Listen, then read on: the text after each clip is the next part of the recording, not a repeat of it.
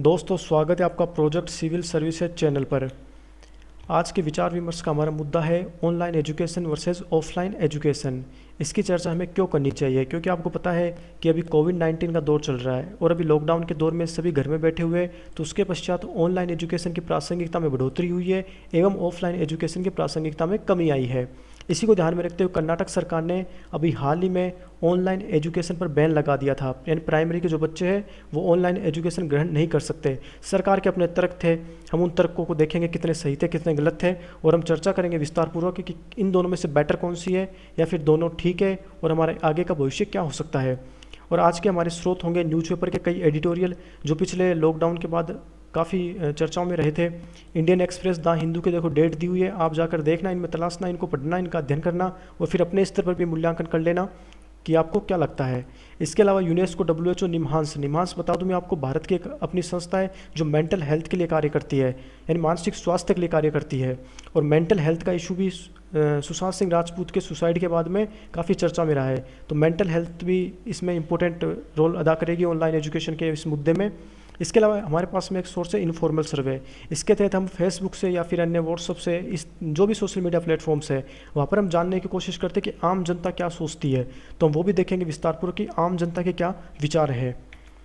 सबसे पहले हमें बताना चाहिए कि हम इस आज के डिस्कस में किन बातों का विश्लेषण करेंगे। हमारे विश्लेषण के कुछ इश्यूज़ है, जैसे ऑफलाइन एजुकेशन क्या है, इसके क्या नुकसान है क्या फ़ायदे है, ऑनलाइन एजुकेशन क्या है, इसके क्या नुकसान है क्या फ़ायदे है, या फिर दोनों ठीक है और किस तरह से दोनों को मैनेज किया जा सकता है, और फाइनली एक हम अच्छे कंक्लूजन की तरफ आगे बढ़ेंगे। तो सबसे पहले देखते हैं ऑफलाइन एजुकेशन क्या है और इसके क्या बेनिफिट्स है। देखो, ऑफलाइन एजुकेशन क्या होती है? जब हम फेस टू फेस कम्युनिकेशन का कार्य करते हैं, आपके सामने एक टीचर है और आप सभी स्टूडेंट्स हो और आपके बीच में फेस टू फेस कम्युनिकेशन होता है, और वो कहाँ होता है? एक स्थान विशेष में, यानी या तो आपके पास में लेक्चर हॉल होना चाहिए या कॉलेज होना चाहिए या फिर क्लास होनी चाहिए। इस स्थान विशेष में फेस टू फेस कम्युनिकेशन को कहते हैं ऑफलाइन एजुकेशन। लेकिन आपको पता है ऑनलाइन एजुकेशन में फेस टू फेस कम्युनिकेशन नहीं होता है, हम जानते भी नहीं कि हमें कौन पढ़ा रहा है। तो ये ऑफलाइन एजुकेशन का अपना एक मज़ा होता है कि कम से कम हम जानते हैं सामने वाले को कि हम किससे अध्ययन कर रहे हैं।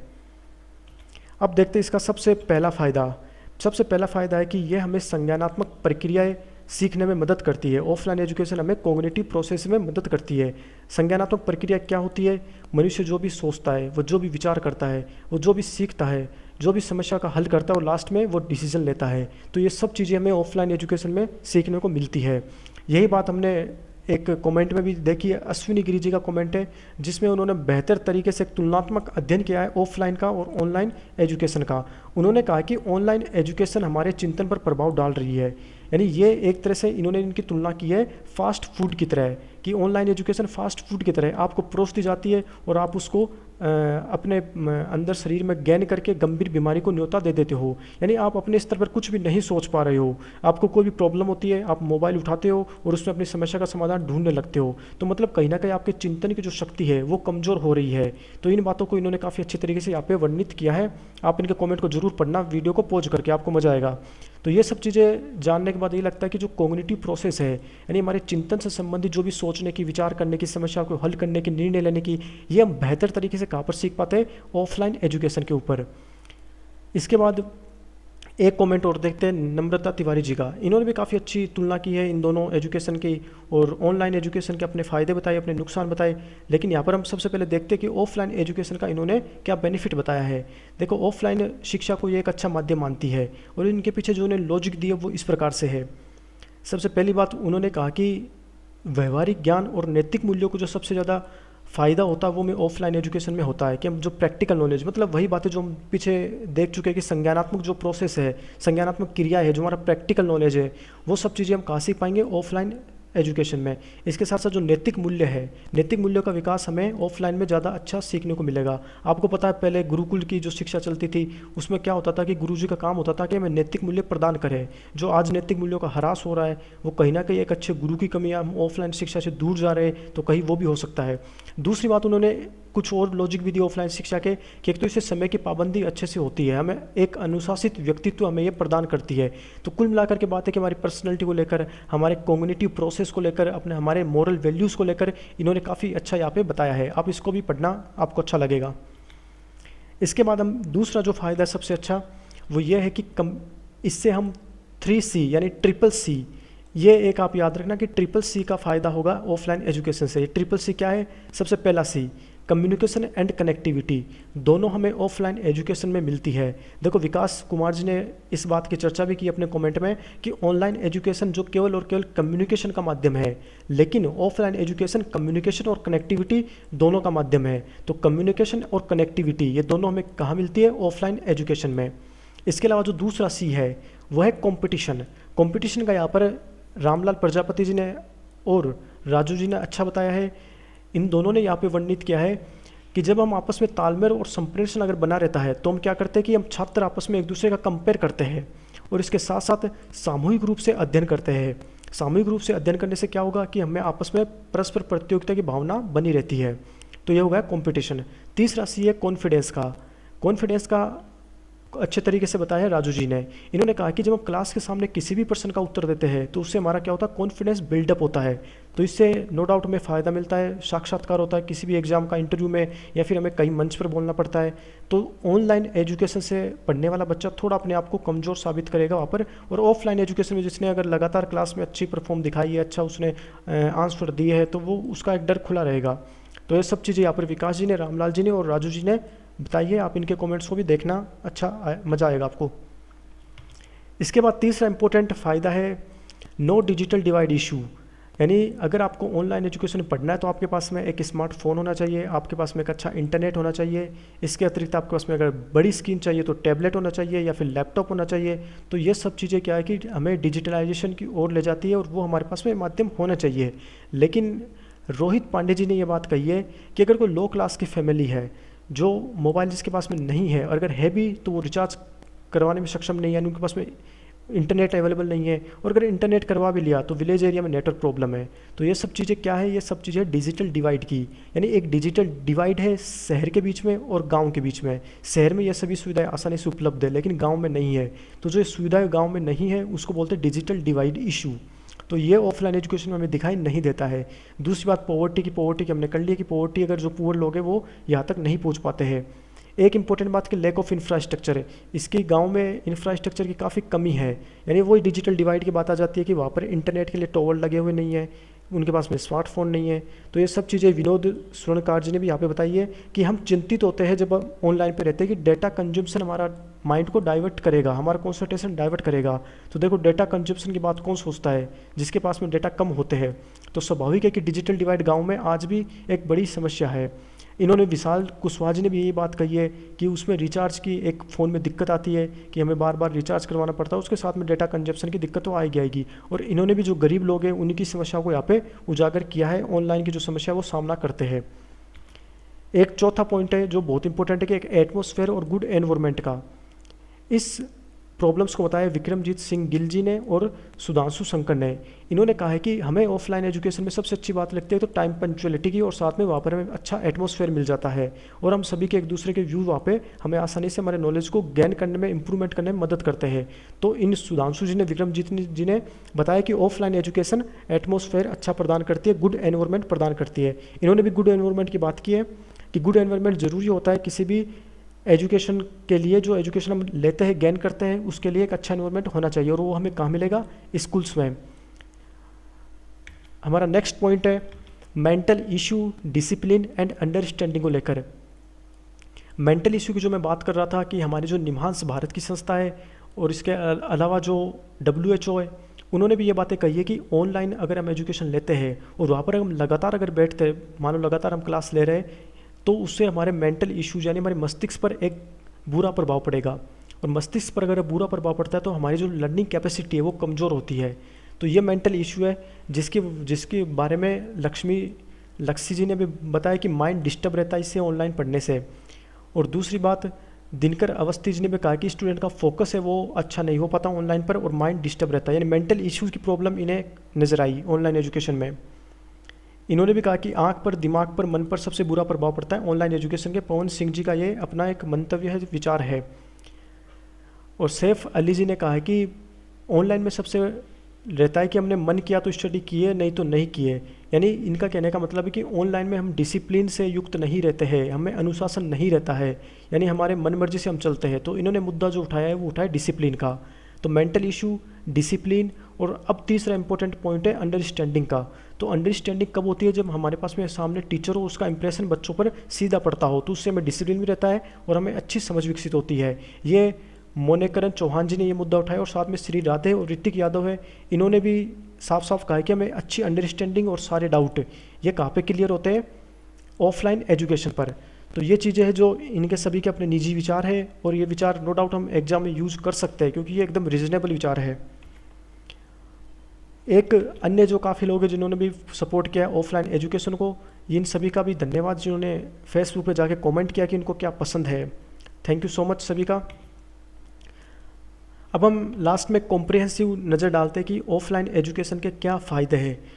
अगर आपको ऑफलाइन एजुकेशन के कई बार फ़ायदे गिनाने हो तो आप 6 पॉइंट है, ये 6 पॉइंट आप ध्यान में रखना। सबसे पहला पॉइंट संज्ञानात्मक प्रक्रियाएं, कॉग्निटिव प्रोसेसेस, सोचना, विचार करना, सीखना, समस्याओं को हल करना, निर्णय लेना, ये सब हम अच्छे तरीके से कहाँ पर सीख पाते हैं? ऑफलाइन एजुकेशन में। दूसरी बात CCC, communication and connectivity, competition and confidence, ये सब हमें कहाँ मिलता है? ऑफलाइन एजुकेशन में। तीसरा पॉइंट डिजिटल डिवाइड का कोई इशू नहीं रहता है, गरीब, लैक ऑफ इंफ्रास्ट्रक्चर, इन सब का कोई इशू ऑफलाइन में नहीं रहता है। चौथा पॉइंट इंपॉर्टेंट, एटमॉस्फेयर और गुड एनवायरनमेंट कहाँ पर मिलता है? हमें टीचर के अधीन रहते हुए ऑफलाइन एजुकेशन में।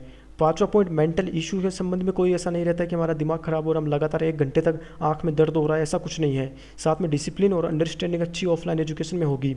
अंतिम पॉइंट है कि public educational institution, social inclusion. देखो ये है इंडियन एक्सप्रेस और हिंदू के एडिटोरियल से ली हुई एक लाइन है जो आप ध्यान रखना कि स्कूल होती है, यानी हम जहाँ पर ऑफलाइन एजुकेशन में काफ़ी बच्चे बैठते हैं तो वहाँ पर सोशल इंक्लूजन ज़्यादा बेहतर होती है। जैसे मान लो विभिन्न धर्म के लोग, विभिन्न जाति के लोग और अन्य कई वर्गों के लोग, गरीब अमीर, जब साथ में अगर शिक्षा ग्रहण करते हैं तो सामाजिक समावेशन अधिक होगा, समाज अधिक रूप से जुड़ेगा। यानी हमें पता होगा दूसरे धर्म और दूसरे जाति के लोगों के अपने विचार, उनके रीति रिवाज, उनके कार्य और उनकी सोच, वो सब हमें कहाँ प्राप्त होगी? स्कूल के दौरान, कॉलेज के दौरान, ऑफलाइन एजुकेशन में। तो सोशल इंक्लूजन का काम कौन करती है? ऑफलाइन एजुकेशन है। यूजीसी ने भी कई बार ये माना है कि ऑफलाइन एजुकेशन के तहत जाति व्यवस्था में कमी आई है, यानी विभिन्न जाति के लोग एक जगह बैठते हैं, एक जगह खाते हैं, एक जगह पढ़ते हैं, तो उनमें जाति व्यवस्था काफ़ी हद तक कम हुई है। तो ये ऑफलाइन एजुकेशन का एक अच्छा फ़ायदा है, इसको आप जरूर याद रखना, सोशल इंक्लूजन। तो ये 6 पॉइंट है, 6 पॉइंट आप याद कर लेना। ऑफलाइन एजुकेशन के बेनिफिट्स क्या है? अब बात करते हैं हम ऑनलाइन एजुकेशन की। ऑनलाइन लर्निंग या ऑनलाइन एजुकेशन एक ऐसा मेथड है जिससे हमें एजुकेशनल इन्फॉर्मेशन डिलीवर्ड होती है। किसके तहत? इंटरनेट, स्मार्टफोन इत्यादि जो गैजेट होते हैं उनके तहत में। फिजिकल क्लासरूम उसमें नहीं अवेलेबल होता है। ऑफलाइन में क्या था? फेस टू फेस, लेकिन इसमें फेस टू फेस नहीं है।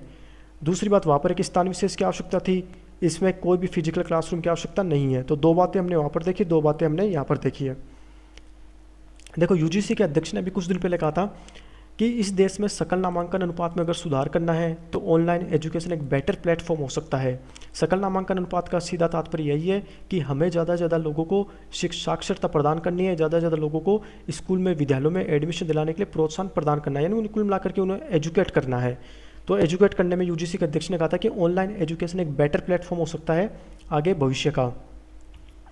अब हम देखते हैं सबसे पहला फ़ायदा है way of learning is different variety, यानी एक ऐसा माध्यम है जहाँ पर हमें कई विविधता सीखने को मिलती है और कई ऐसे नए तरीके सीखने को मिलते हैं, कई ऐसे नए लोग मिलते हैं जिससे कि हम उनसे नई बातें सीखते हैं, उनका अनुभव सीखते हैं।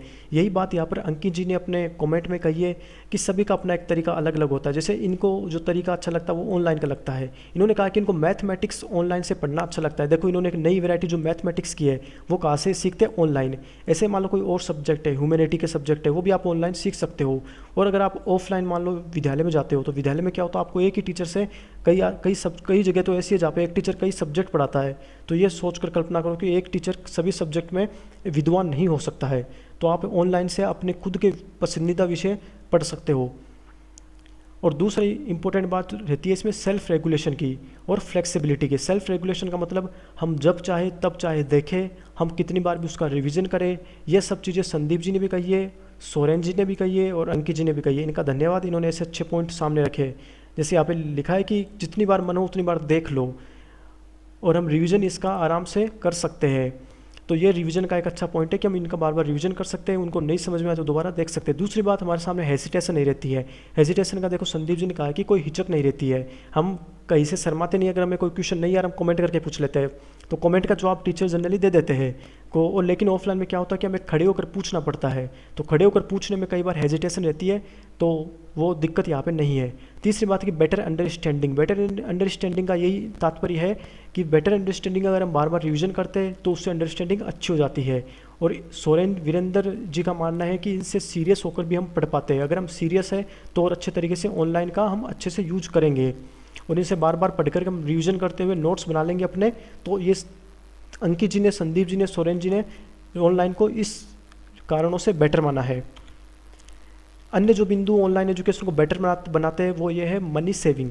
जैसे मान लो हमें बुक्स खरीदना है, हमें कोई टीचर की ट्यूशन फीस पे करनी है, तो वो उस सब के लिए हमें एक्स्ट्रा पैसा यहाँ पर पे नहीं करना पड़ेगा। यहाँ पर आपके पास PDF में अवेलेबल हो जाएगी चीज़ें, या फिर फीस है वो एक बार में देने के बाद में ऐसा नहीं कि आपको बार बार देना होगा।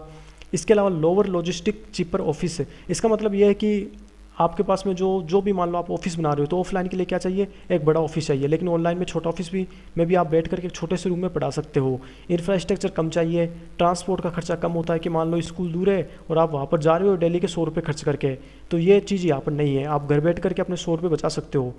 तो ये सब चीज़ें हैं कि ये कुल मिलाकर के पैसे की बचत है वो यहाँ पर हमें दिखाई देती है। लेकिन शुरू में आपको बता दूँ, शुरू में एक बार स्टार्टिंग में खर्चा होता है थोड़ा बहुत मोबाइल का, इंटरनेट का, लेकिन उसके बाद में वो खर्चे कम हो जाते हैं। ये बात इन्होंने की है, बदमाश ने कही है कि गरीब बच्चे एक बुक के पैसे नहीं दे पाते, पे कर सकते, लेकिन अधिक बुक के पैसे नहीं दे सकते। यानी गरीब बच्चों के पास में एक बुक के भी पैसे पे करना बहुत मुश्किल होता है, तो वो काफ़ी जो पुस्तकें होती है उनका पे कैसे करेंगे। तो ये जो खर्चे हैं ये एक्स्ट्रा गरीब बच्चों के लिए ज़्यादा महंगे हैं। इन्होंने ये ऑनलाइन एजुकेशन इन्होंने अच्छा बताया है। साथ में सोनू जी ने भी कहा है कि एक इम्पोर्टेंट इन्होंने अपना एक पॉइंट रखा है कि टाइम सेविंग का इन्होंने पॉइंट रखा है कि मेरा है वो टाइम बचता है। तो टाइम बचने का जो पॉइंट है वो इनका एक अच्छा पॉइंट है सोनू जी का, कि इन्होंने कहा कि टाइम सेविंग होता है ऑनलाइन एजुकेशन, इसलिए इनको अच्छी लगती है। अब हम कुछ इनको सारगर्भित तरीके से देख लेते हैं। सबसे पहला पॉइंट, ऑनलाइन एजुकेशन क्यों फ़ायदेमंद है, क्योंकि way of learning is different variety. आपको कई वैरायटी की चीज़ें ऑनलाइन पर आसानी से उपलब्ध हो जाती है, आप अपने हिसाब से उनको रेगुलेट कर सकते हो। साथ में फ्लेक्सिबिलिटी रहती है। रेगुलेट कैसे कर सकते हैं, बार बार रिवीजन कर सकते हो, क्वेश्चन पूछने में हेसिटेशन नहीं होती है, आप बार बार रिवीजन करते हो, अंडरस्टैंडिंग डेवलप कर सकते हो। इसके अलावा आपको दो तरह की सेविंग होती है, मनी की सेविंग होती है, टाइम की सेविंग होती है। और साथ में एक इंपॉर्टेंट पॉइंट डिसएबिलिटी पर्सन का। अगर मान लो कोई दिव्यांग व्यक्ति है, यानी कोई विकलांग व्यक्ति है, लेकिन हमें ऑफिशियल रूप से दिव्यांग व्यक्ति सरकार ने कहा है कि दिव्यांग व्यक्ति हमें उनको बोलना चाहिए उनके सम्मान के लिए।